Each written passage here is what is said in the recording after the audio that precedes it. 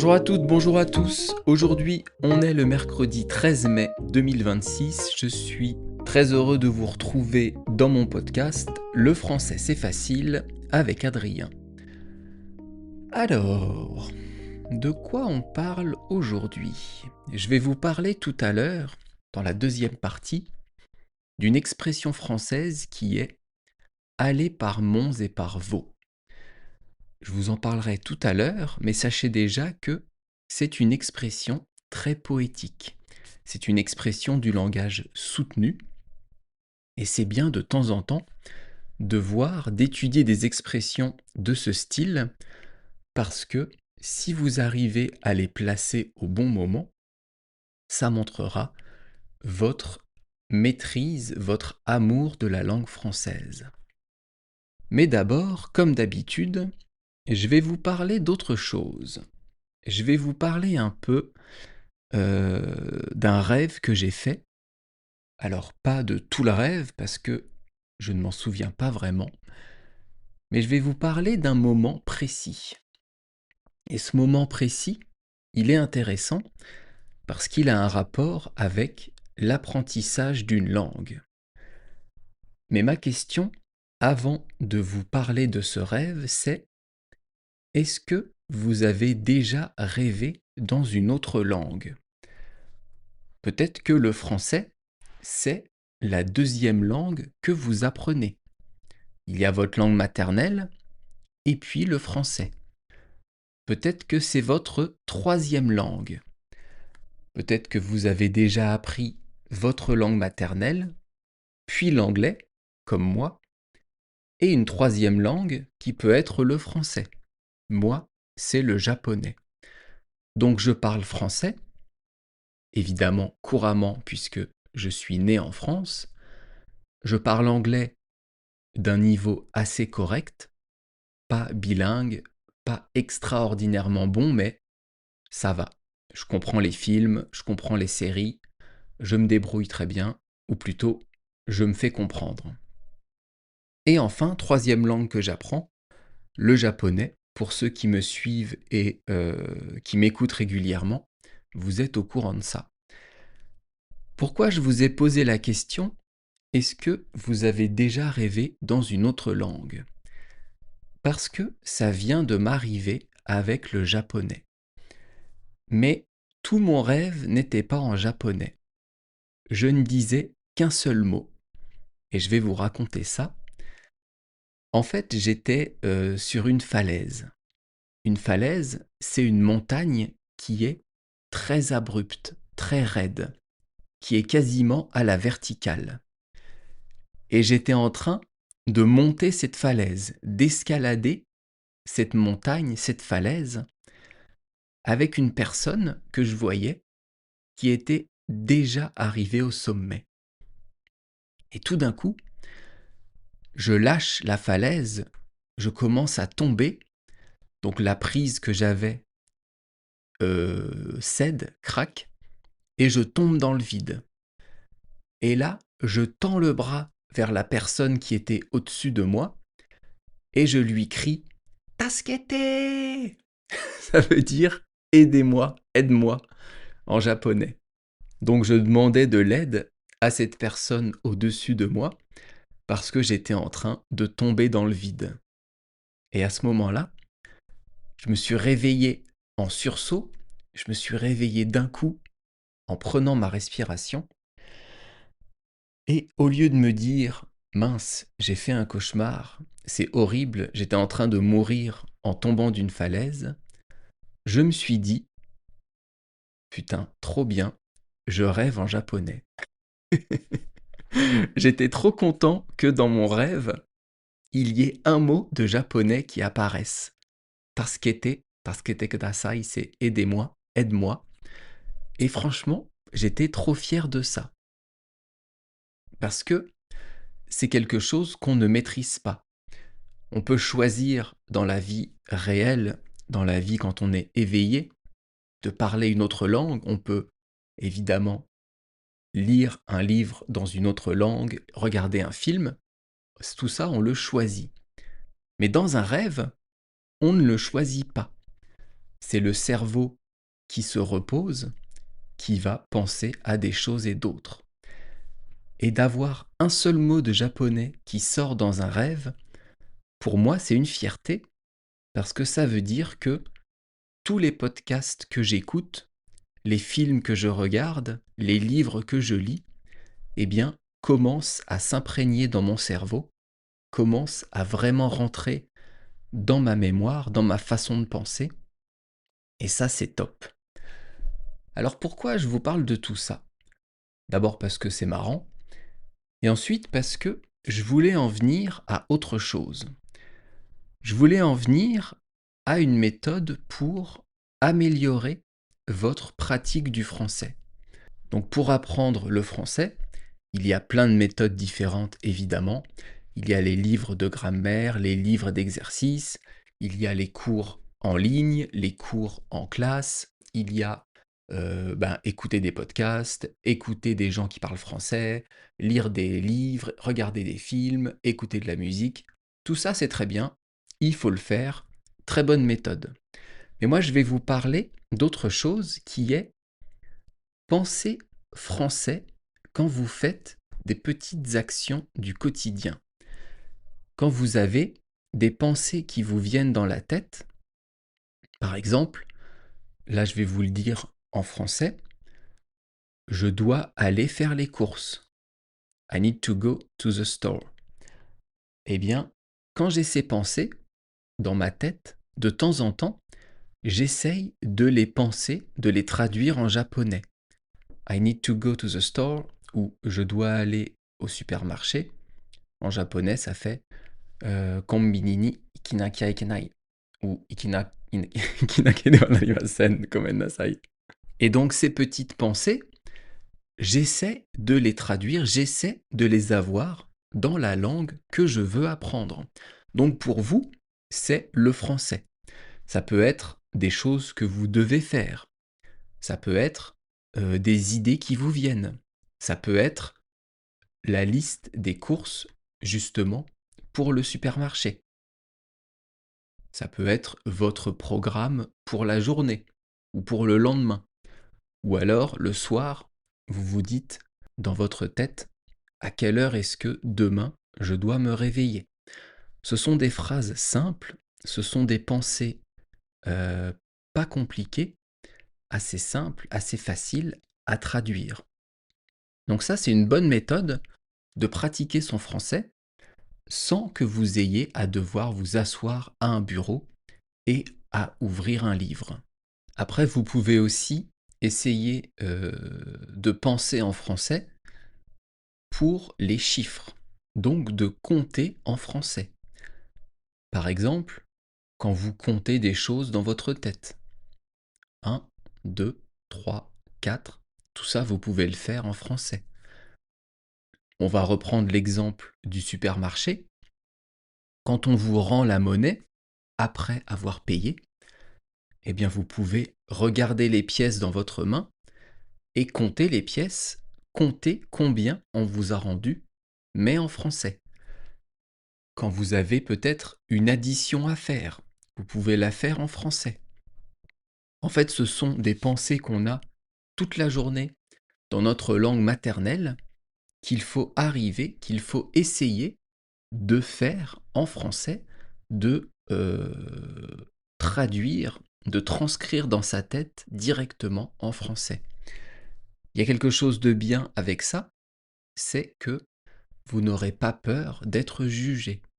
Vous n'aurez pas peur de mal parler, pardon, parce que vous ne parlez pas. Vous pensez, c'est dans votre tête, c'est pour vous, mais c'est quand même une bonne méthode pour vous améliorer et pour que les mots français deviennent automatiques, deviennent un automatisme. Après, vous pouvez aussi faire ça pour les insultes. Souvent en français, on va dire putain. Putain, j'ai raté l'examen. Ça vient de putain, mais c'est pas une insulte. C'est devenu comme un mot un peu banal qui va commencer une phrase ou on est dégoûté de quelque chose. C'est ce que j'ai expliqué à une de mes élèves dans les cours en ligne que je fais. J'ai commencé une phrase par putain, je me suis trompé. Et je lui ai expliqué du coup l'utilisation de ce mot, l'utilisation de putain. Donc les insultes en français, les insultes dans les langues, c'est souvent d'ailleurs ce qu'on apprend en premier pour s'amuser. Eh bien, dans la vraie vie, quand vous voulez jurer, quand vous avez une insulte qui vous vient dans votre langue natale, essayez d'y penser en français. Essayez de la traduire. Essayez de faire en sorte que l'insulte française vienne avant l'insulte de votre langue maternelle. Par exemple, donc moi en japonais, maintenant, je dis souvent chikusho, ça veut dire merde. Et au lieu de dire putain merde, je dis chikusho. Alors il y a deux avantages. Le premier, c'est que vous vous entraînez à la langue. Et le deuxième, c'est que les gens autour de vous ne vont pas comprendre.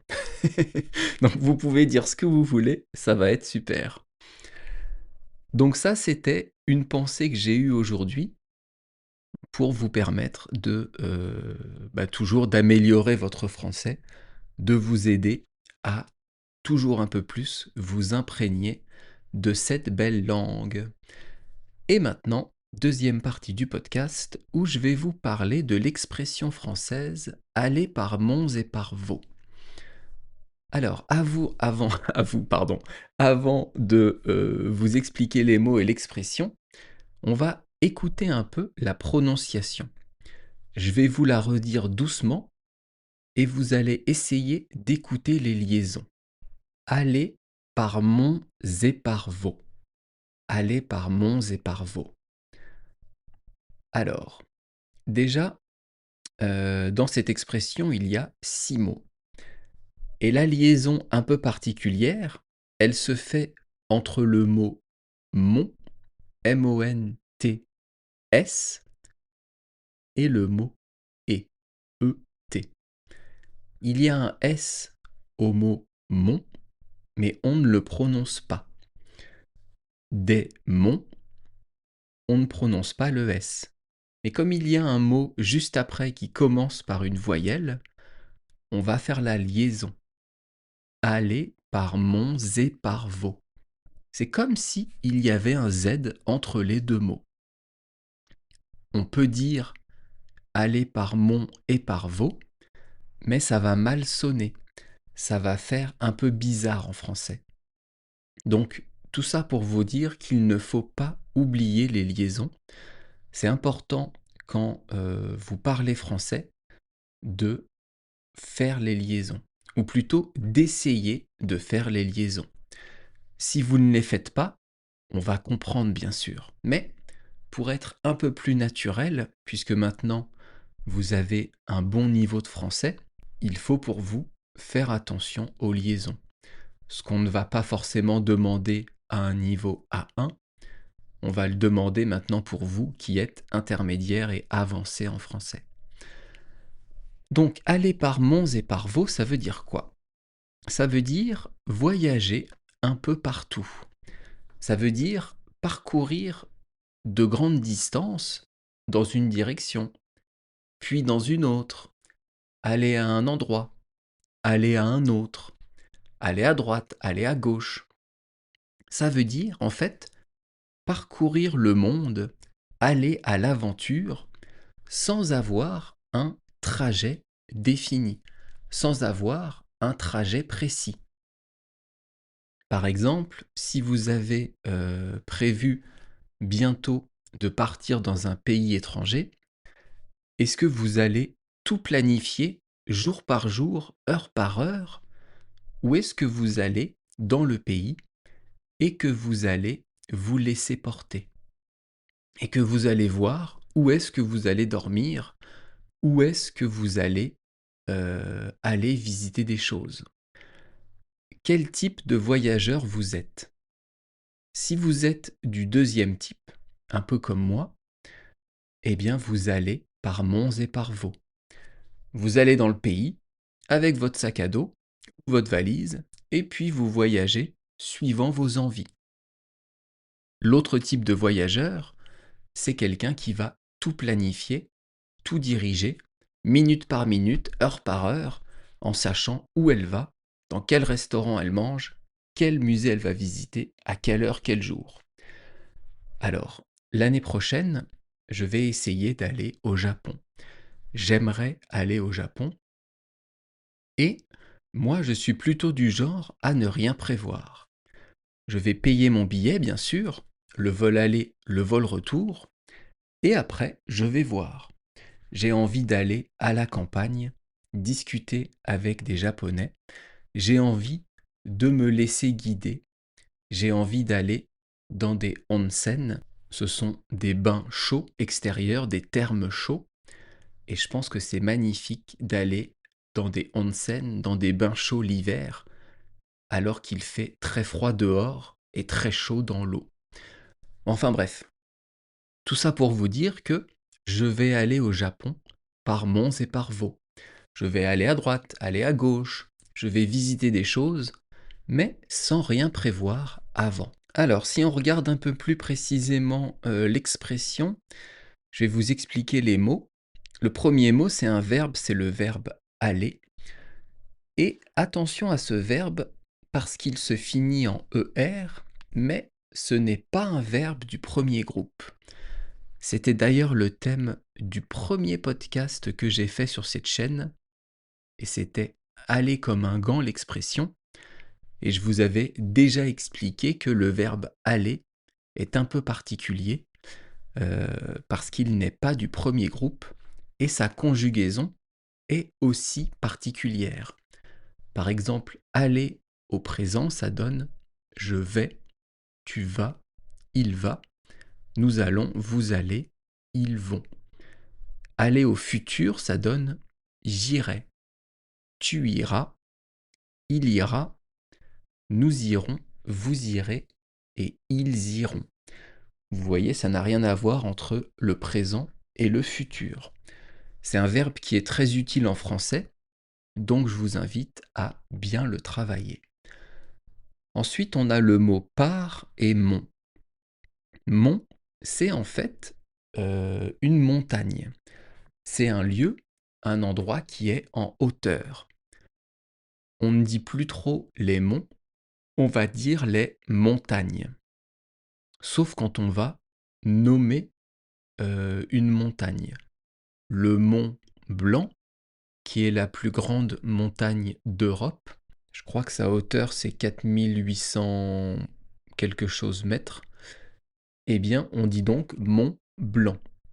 On ne dit pas montagne blanc. Mais quand on parle des montagnes en général, on utilise le mot montagne. Donc les monts ici, M-O-N-T-S, ce sont les montagnes. Et par Vaux, V-A-U-X, c'est le pluriel de Val. V-A-L. Et Val, c'est quoi? C'est un ancien mot pour dire la vallée. La vallée, c'est l'endroit qui est en bas de la montagne. Donc, la montagne, c'est le point le plus haut, et la vallée, c'est le point le plus bas. Donc, aller par Mons et par Vaux, ça veut dire aller et en haut et en bas. C'est en fait une opposition géographique entre le point le plus haut et le point le plus bas. Ça veut dire qu'on va tout explorer, on va aller partout. Je vous ai dit, on va parcourir le monde sans avoir de trajet précis. Aller par Mons et par Vaux, c'est une expression, je vous le disais au début, qui est du langage soutenu, qui est assez poétique. Il y a une image très jolie derrière. Pourquoi c'est poétique? Parce que dans le langage courant, on ne dit plus les monts et on ne dit plus les vaux. On dit les montagnes et les vallées. Mais on a gardé ces mots dans cette expression aller par Mons et par Vaux. On trouve d'ailleurs le mot Vaux, V-A-U-X, dans quelques noms de villes françaises, comme Vaux-le-Vicomte où il y a un très beau château, eh bien on trouve ce nom de veau. Mais sinon, on ne dit plus ce mot en français.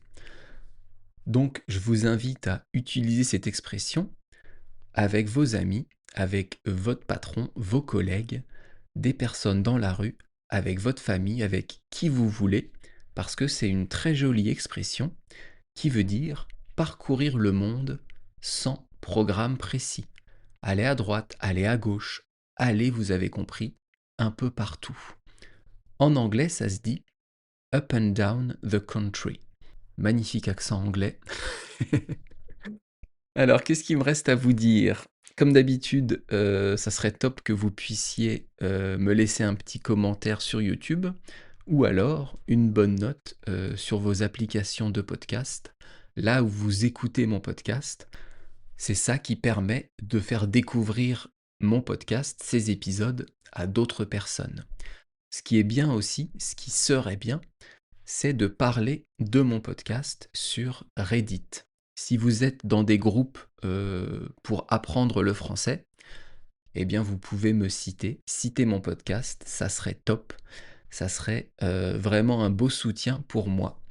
En tout cas, je vous remercie de m'écouter si souvent, vous êtes de plus en plus nombreux à le faire et j'en suis très content. Dimanche prochain, je vous parlerai d'une nouvelle expression française qui est aussi une ancienne expression, qui est aussi poétique, aussi du langage soutenu et qui est de France et de Navarre. Comme d'habitude, demain 18h, un nouveau conte du Japon qui va sortir. Et en ce moment, sur ma chaîne YouTube, sur mon Patreon, vous pouvez retrouver des livres audio, Voyage au centre de la Terre de Jules Verne et L'Iliade et l'Odyssée d'Homère. Je vous remercie beaucoup, je vous souhaite de passer une bonne journée et on se retrouve donc dimanche. D'ici là, je vous dis à bientôt. Bye bye, hasta luego, el aleja, matane.